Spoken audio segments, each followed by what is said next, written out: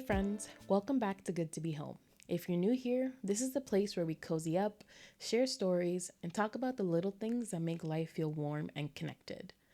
Today's episode is a mix of a recent experience that made me feel so at home in a quiet and unexpected way, plus some small joys I've been holding on to as we move out of winter and into longer, brighter days. So grab your coffee, tea, or whatever makes you feel cozy, and let's chat. So let me tell you about this thing I went to recently. It's called Silent Book Club.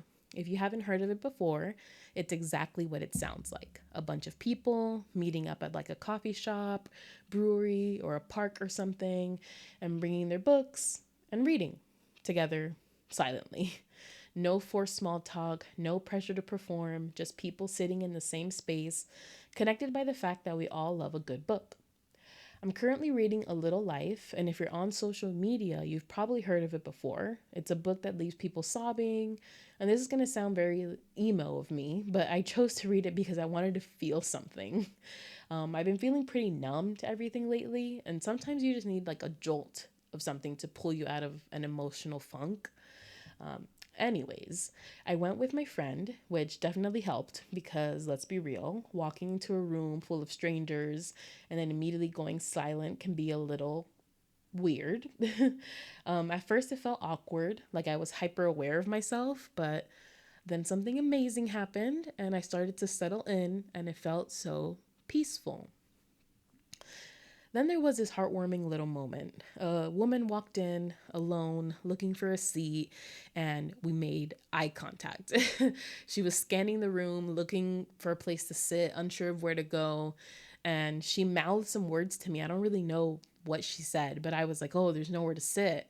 And she nodded, almost relieved that someone else noticed the awkwardness too. Eventually, my friend and I found a cozy spot on the floor near the back, and then I saw her find a small group to stand with near a table. I don't know why, but it just made me really happy to see her find her place. Even though we didn't say a word to each other, there was this tiny, unspoken moment of connection.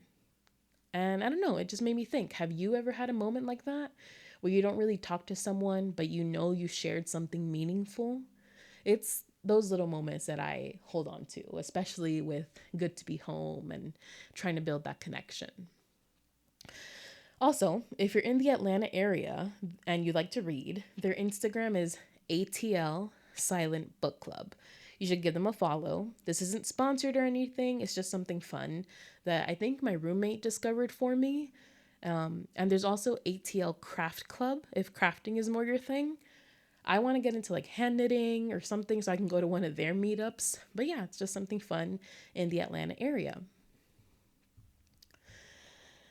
I talked about feeling numb lately, and I don't know. I've also been super appreciative lately of something that I think we don't give enough credit to, which is daylight. I don't know about you, but every time I notice the sun setting a little later, I feel like I won the lottery. Like, yes, more time to go for golden hour walks, more time where the world feels awake. And for a lot of people, it's more than just a preference, it's a relief because winter is hard for so many of us. The cold, the darkness, that feeling like that you just want to curl up and not exist for a while. For some people who deal with like seasonal affective disorder or even just that general sluggishness that comes with winter, seeing the days stretch out again can feel like a breath of fresh air, like hope creeping back in. There's something about walking outside at 6 p.m. and realizing it's still light out that feels almost magical, like we made it. We're getting closer to the season where things bloom again, where the air smells like possibility, where we aren't rushing home to beat the dark.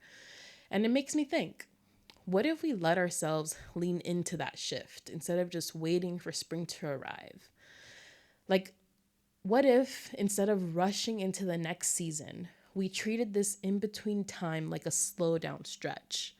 Like how when you wake up from a nap, you don't just jump out of bed. You stretch, you adjust, you blink a few times before moving. What if we saw this part of the year that way? I feel like we live in a world where we're always supposed to be doing something, hustling, planning, working, socializing. And don't get me wrong, I love a full life, but I've been thinking a lot lately about how unnatural it is to expect ourselves to be on and just go, go, go all the time. Like nature literally rests. Trees shed their leaves, animals hibernate. The whole world slows down, and yet we, as humans, act like we have to be productive 24/7. Even in the seasons that are literally meant for rest, we tend to just think that we have to be on the go. And I know winter is hanging on a little too long for some people, but I feel like we don't talk enough about the good parts of it. Winter forces us to slow down, to rest, to not always be on the go. I've been trying to be more intentional about slowing down, and let me tell you, it's hard. I still feel guilty sometimes when I take a slow morning, when I don't check my phone first thing, or when I just let myself be instead of always doing something. At the same time, I realized just how necessary it is. We don't have to earn rest. Rest is just as much a part of being human as working and creating and being social. And I don't mean rest as in sleep. I mean a different kind of rest, like a deep rest, the kind of rest that fills you back up. Maybe that's reading a book with no agenda, no page count, no timer. Maybe it's going on a walk without tracking your steps. Maybe it's just sitting in the quiet doing absolutely nothing. I think we need to stop feeling guilty for taking a season of slowness, whether that's winter or just a season in life where you need more rest than usual. Not every moment has to be productive. Some moments can just be. So I'd love to know, what's something that makes you slow down? Do you let yourself rest or do you struggle with that like I do? We spoke about things that bring me joy, like the daylight. Let's talk about fresh baked goods. I know that's random, but it's been on my mind lately. There's just something about pulling warm cookies or cinnamon rolls out of the oven that makes life feel right. I don't bake as much as I want to, but this year I really want to get into it. And okay, I have a baking confession. I really want to try making sourdough, but I'm low key scared of the starter. It feels like having a pet that I have to feed and keep alive. Like, what if I mess it up? I don't know. What if I poison myself? What if I don't feed it right? Like, I don't know. What if it dies on me? What do I do if I kill my starter? But the more I think about it, the more I realize that this isn't just about sourdough. This is about how, as adults, trying new things can feel so intimidating. When we were kids, we're constantly learning new skills, falling off bikes, drawing terrible stick figures, saying words wrong, and we just go with it. But as we get older, we avoid being bad at things. We avoid the awkward beginner phase because it feels embarrassing. I can't tell you how many times I wanted to try something new and then stop myself because I wasn't good at it yet. I wasn't an expert. I didn't know what I was doing. But again, why is that a bad thing? Why are we so scared of being beginners? I'm trying to shift my mindset. I want to try new things, knowing I'll probably be bad at them at first because that's part of the joy, right? The process, the learning. I had no idea what I was doing, but look at me now moments. That's what we're doing it for. And sourdough might just be my first little experiment in letting myself be bad at something. Worst case scenario, I kill my starter, have a funeral for it, and buy a loaf from the store. Best case scenario, I figure it out and I get to say, hey, I made this from scratch. So for anyone who's listening, what's something new you've been wanting to try, but you've been putting off because you're scared to be bad at it? It doesn't have to be baking. It could be learning an instrument, painting, roller skating, anything. Maybe this is your sign to just do it. Be bad at it. Let yourself be a beginner because the reward, it's so much bigger than the fear.